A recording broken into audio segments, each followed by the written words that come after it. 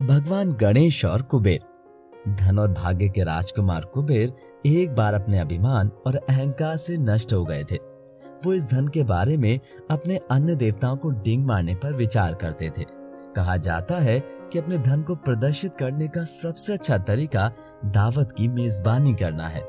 उन्होंने अपने महल में एक विशाल समारोह आयोजित करने और मेहमानों को विभिन्न प्रकार के भोजन की पेशकश करने की योजना बनाई। कुबेर ने बड़ी संख्या में देवताओं और मेहमानों को आमंत्रित किया। हालांकि उन्होंने सोचा कि यदि सर्वोच्च भगवान शिव और देवी पार्वती प्रकट नहीं होते हैं तो पूरी दावत व्यर्थ हो जाएगी। इसीलिए कुबेर उन्हें आमंत्रित करने के लिए कैलाश गए।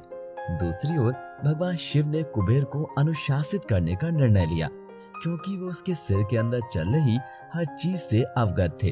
वो तुरंत समझ गए कि कुबेर प्रेम या भक्ति के बजाय अपने धन को प्रदर्शित करने के लिए उन्हें आमंत्रित करने आए थे।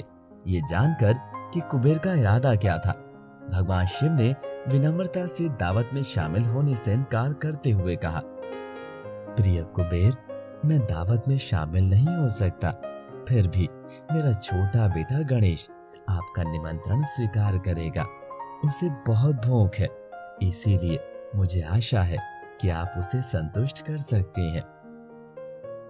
अपने धन से बेखबर होने के कारण कुबेर ने गणेश की सेवा करने में किसी भी कठिनाई का अनुमान नहीं लगाया। वो अपने महल में लौट आए और दावत की व्यवस्था करने लगे। बाल गणेश सहित सभी आगंतुक नियत दिन पर पहुंचे। गणेश को तुरंत विभिन्न प्रकार के स्वादिष्ट और विदेशी खाद्य पदार्थ भेंट किए गए। गणेश, जिन्हें लंबोदर या बड़ा पेट भी कहा जाता है, तुरंत बैठ गए। उनके सामने रखे गए भोजन को खाना शुरू कर दिया और आश्चर्यजनक रूप से जल्दी से ये सब समाप्त कर दिया।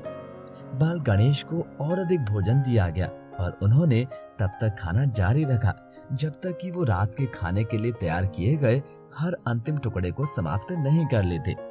कुबेर ने आतंक और शर्मिंदगी से अन्य क्षेत्रों से भोजन प्राप्त करने की मांग की, लेकिन गणेश प्रतीक्षा करने के मूड में नहीं थे। वो बर्तन, साज सज्जा और यहाँ तक कि महल को भी खाने लगे।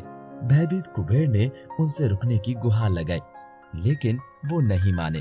गणेश ने उन्हें ये कहकर धमकी दी, अगर तुम मुझे खाना नहीं दोगे तो मैं तुम्हें खा जाऊंगा। जब कुबेर को अपनी गलती का एहसास हुआ तो वो तुरंत भगवान शिव के पास मदद की गुहार लगाने गए।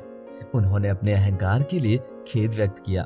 उनकी राहत के लिए भगवान शिव ने उन्हें प्यार और विनम्रता के साथ मुट्ठी भर भुने हुए चावल दिए, जिससे अंततः छोटे गणेश की भूख शांत हुई।